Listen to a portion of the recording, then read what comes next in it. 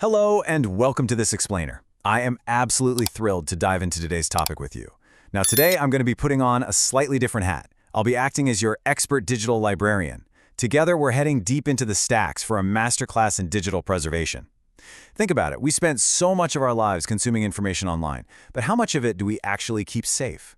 Well, by the end of our time together today, you're going to know exactly how to curate and protect your very own permanent library of digital knowledge. So, here is our syllabus for today's masterclass. We'll be starting with the Fragile Digital Library, then Meet Your Archiving Tool, followed by a step-by-step conversion guide. After that, we'll hit the Perks of the Archive, the Restricted Section Warning, and finally, wrap things up with some real-world cataloging examples. All right, Section 1, the Fragile Digital Library, the fleeting nature of the internet. Let's think about the web for a second. It feels permanent, right?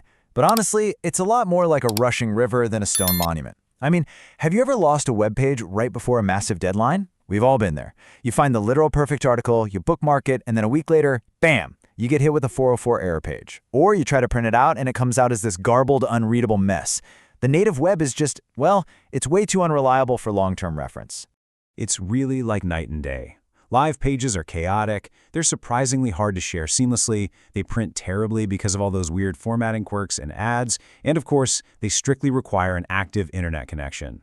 A clean PDF archive, on the other hand, is exactly what we're aiming for as digital librarians. It gives you true offline access, massively better printing, and most importantly, it freezes that specific piece of information exactly as it was when you first found it. Moving right along to Section 2, Meet Your Archiving Tool, KhanPDF. Obviously, to build our digital library, we're going to need the right equipment. So, what exactly is a URL to PDF tool?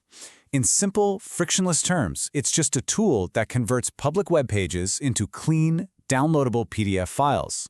It literally takes that chaotic, ever-shifting river of web content and transforms it into a solid, structured document that you entirely own and control.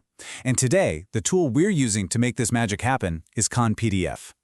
Now, what's really fascinating about this tool comes straight from our source article published on January 1, 2026. KhanPDF features completely browser-based archiving. That means absolutely no extra software is required. Honestly, even if you're a seasoned professional, a totally frictionless process is exactly what you're looking for.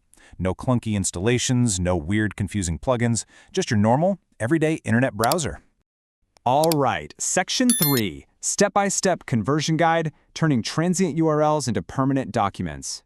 Let's actually roll up our sleeves and get to the fun part. Here is your super simple beginner tutorial. Step 1, paste the public URL. You just copy the web address of the page you want to save, pop over to KhanPDF, and paste it right into the search bar.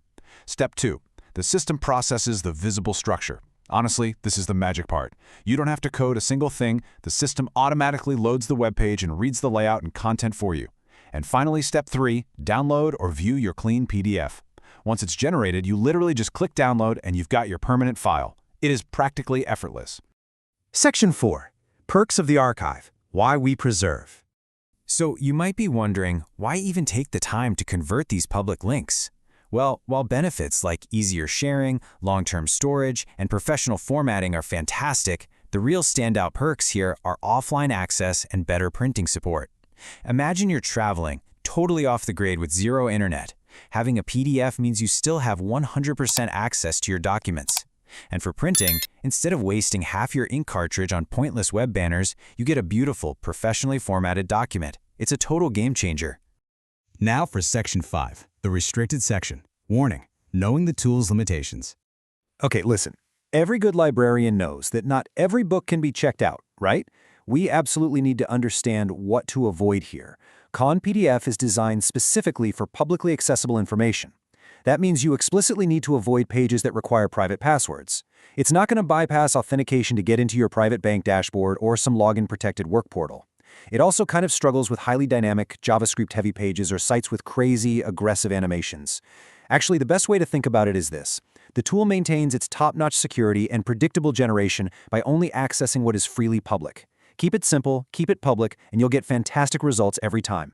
Which brings us to Section 6, Real-World Cataloging Examples, applying this to daily life. Let's take everything we've just learned and actually build it into our everyday routines. Here are 3 specific real-world examples of exactly what you should be archiving right now. First up, saving research articles. If you're a student or a professional, you absolutely need a stable copy of your references that isn't just going to disappear overnight. Second, storing business invoices. Please, don't rely on an email link that might expire in 30 days. Convert that receipt to a solid PDF for your tax records. And third, archiving documentation for remote team meetings. If you're sharing an API guide or maybe a new marketing landing page with your remote team, handing them a static PDF ensures literally everyone is looking at the exact same version regardless of their internet connection. I absolutely love this quote from our source material. Convert, compress, and craft PDFs with KhanPDF, fast, free, fidelity first. That really hits the nail on the head, doesn't it? It perfectly sums up everything we've talked about today. It's such a powerful call to action.